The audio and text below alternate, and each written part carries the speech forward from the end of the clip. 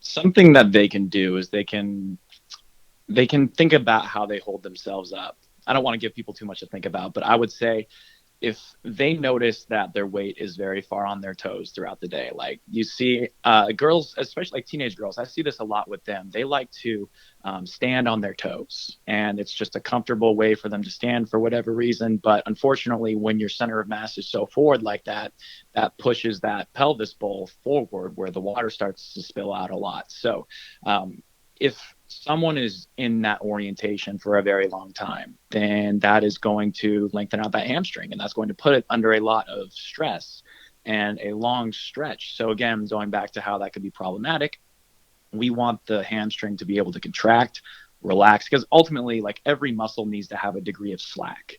And when that hamstring is lengthened out all the way, all the time, then there's no slack for that muscle to be able to contract and relax. So I would encourage people throughout the day to find their heels. When they're sitting, find their sit bones, those two bony protrusions in each butt cheek. When you're sitting, find those because that's going to put your pelvis in probably a pretty good orientation. And if you ever do feel like your pelvis is very, very far forward, I would encourage people also to look up on Google a 90-90 hip lift, like we talked about the first time I was on this podcast, and look at how they do it. Look at how they're breathing through it. And that's a really good way, a good alternative to a hamstring stretch is quite the opposite, is to turn the hamstring on, because that's going to help pull that pelvis back. That's going to ultimately help take stress off of the hamstring.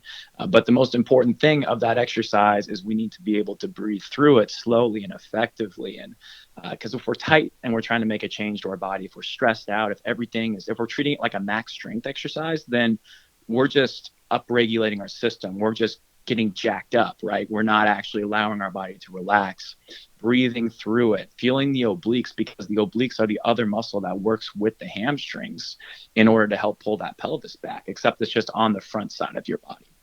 But due to the attachment sites, if you can exhale all the way while doing a 90-90 hip lift, and then you can feel those side abs turn on, then that's going to further help bring that pelvis back to a more natural and neutral orientation.